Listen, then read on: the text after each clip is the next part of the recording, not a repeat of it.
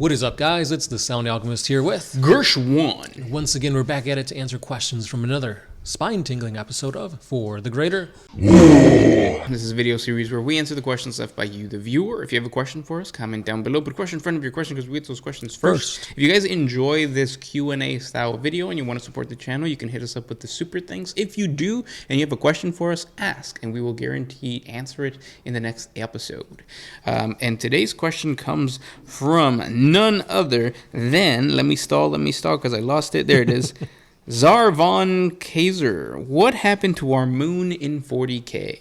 So I'll give you a quick little synopsis. During the golden age of technology, so like the dark age of technology, our moon was a prime spot for genetic innovation. So think of it kind of like, I think the movie's called Elysium or something? Elysium? Yeah, and it's the one with Brad Pitt, right? No, not Brad Pitt. The guy who jumps on couches. Yeah. What's his name? Tom Cruise. Tom Cruise.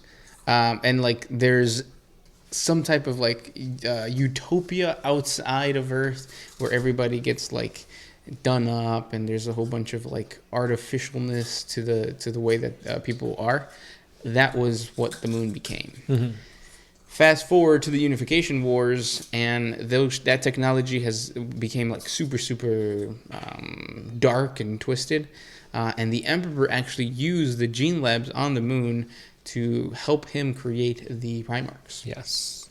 And that's what they are now. That's what the moon is still. Yeah. The moon isn't called the moon anymore. It's called Luna. And Earth is called Terra. Yeah. So on top of the gene labs, there's also a lot of fortifications, and it acts as kind of like a, what would you call it? A bastion? I would say it's almost like the final bastion before you get to Terra. So it's super heavily defended. It's very important to humanity. So if they were to lose the moon, it's almost game over for Terra at that point. Yeah. Good question. If you guys have more questions about what happened to certain places and things in 40K, because it's technically our future, let us know what they are and we'll answer that question. Yeah. Is Pluto considered a planet in the 40K universe? Let's ask Neil deGrasse Tyson. Yeah. This next question I got one from Eisen Chan. So Necron tech is the most advanced in the Milky Way, but what's stopping them from advancing it even further? Like, why don't they have Primaris Necrons? So one of the main things that stopped them from advancing their technology is all of them going to sleep. The thing about the Necrons is that they basically went dormant for millions of years and allowed the universe to kind of regrow itself after like the whole battle between them and the old ones and freaking Catan and the biotransference and everything. So the reason why the Necrons are advancing currently is because they're just barely waking up. Exactly. So two worlds are waking up. Necron lords are finally allying with one another or going to war against other people. So they're not really furthering their technology. They're just trying to see, whoa, what's out there? Well, what's going on? And then we have the Silent King in the most recent of lore who came back and is now furthering his plans and doing things to kind of unify all the Necrons to go out there and get rid of the stuff outside of the Halo stars. Exactly. And the one thing to remember about the Necrons that even during the War in Heaven, the first and the second one, it was caused partly because they want to unify all of the Necron dynasties. The Necron dynasties, by their very nature, are very fractured. So. Yes. Next question comes from Objective Apple. Have you guys seen The Nun? If so, or if not, which chaos god do you guys think she's with? The Nun, I have not seen that. I have not either. But if you want to think of something like religious or pious, I would assume that pious people are more like schemers, so Tzeentch. I can see that. Although one could say like faith and devotion could be taken to like the Slaneshi side. Like you're trying to appease a god. I think, one of those two. Slanesh or Tzeentch is probably the biggest one. Nurgle, kind of, but not too much. Khorne, I don't really see a priest getting swole beating up its patrons or whatever they're called. So. Well, Lorgar, I guess, could be the closest thing to that because he was preaching the Lectitio Divinatus, and he was swole. He had a mace. Mm-hmm. He used to swing, like swinging the chain. Good question. The next one. You got one? I have one from Oscar Dayton. Go ahead. Is it possible to prevent an orc from releasing its spores? In the old 5th edition codex, yes. Fire, like burning it, is the way to go. So, Exterminatus, what Exterminatus does is it releases, I forget what kind of Exterminatus bomb is used, but it gets released. It shoots off gas that burns victims and turns them into, more gas or goop. And then there's a secondary ignition thing that lights the entire thing on fire, and that's how you get rid of the spores. So, fire kills the spores. Next one. This one's by Anra, kind of on the same topic of orcs. Do orcs sleep? I don't know. I want to say they do, but they don't need tremendous amounts of sleep. Yeah, kind of like Space Marines. They don't really need sleep, but they do.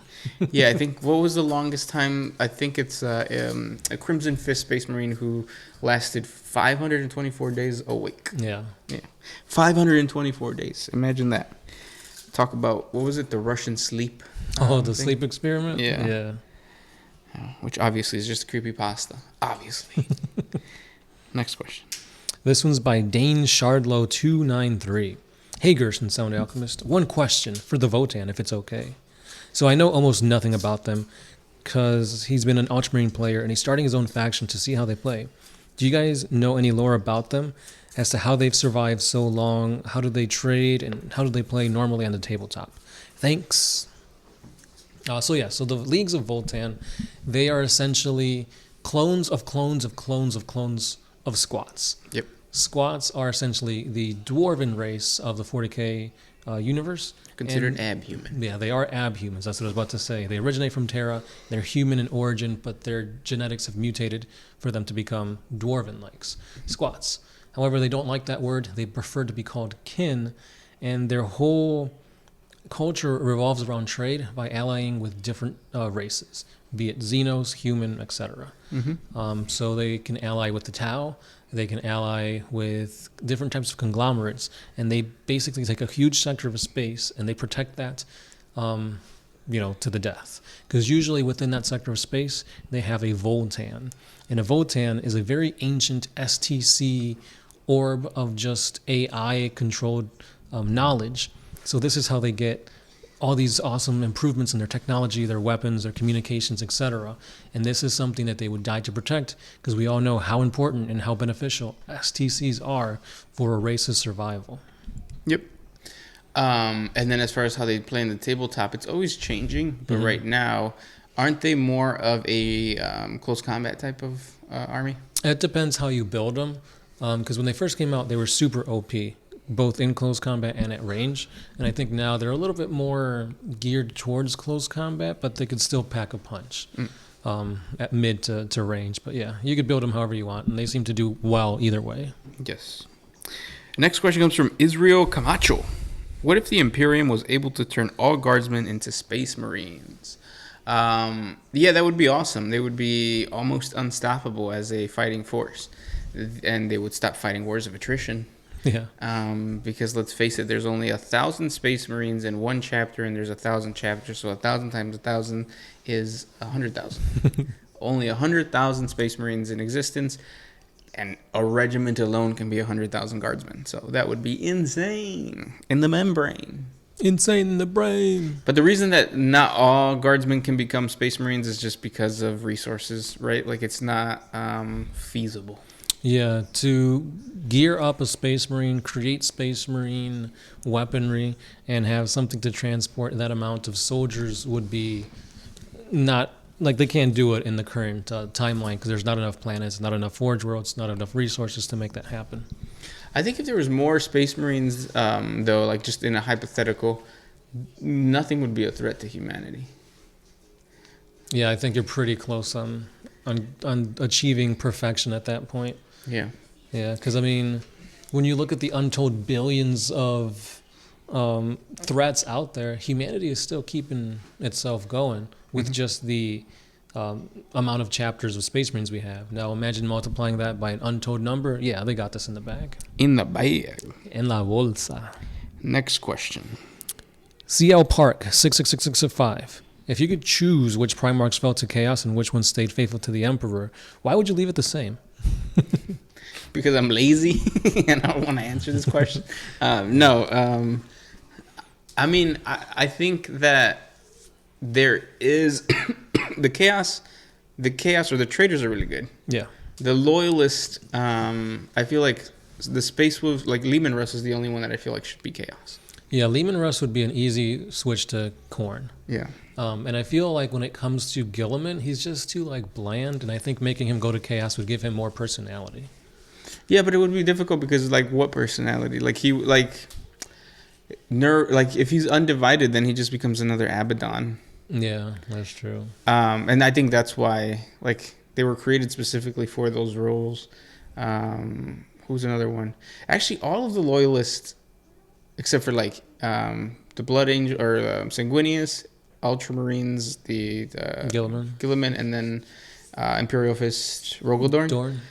They wouldn't be that, or the Lion. Well, maybe the Lion could be undivided and not even, because like more like Alfarius Omegon type of thing. But no, I think Lehman Russ, Corvus Corax, right? That's the Raven Guard. Yeah, the Raven Guard one would be really cool for Tzeentch. Like scheming and behind things. Yeah, and he's got like the whole crow like motif, and Tzeentch already has like avian creature like things. Yeah. What about you? I feel like they're all good where they're at now, but if I had to switch some things around, I think I definitely would want to see how Angron would turn out to be a loyalist. Yeah. Kind of channeling his anger towards a just cause would be pretty cool. Yeah. And it would be very interesting to see how, like, the White Scars as an army that's all about speed and mobility, how that would translate to chaos. Yeah, that's true. Because we don't have any fast-moving chaos guys. No, usually when you think of fast and speed, you think of, like, Slanesh and that kind of stuff. But that's more like demons as opposed to, like, bikes. Yeah. So, yeah, it'd be pretty interesting. I think that'd be the only stuff I'd want to see. Yeah, those were good questions. If you guys have more for us, please comment down below. If you enjoy our content, super thanks are really appreciated because it supports the channel. And with that said, we'll talk tomorrow. Yeah, keep on liking, commenting, and subscribing, and we'll see you in the next one. It's been the Sound Alchemist, Gershwan, and we are out. Oh,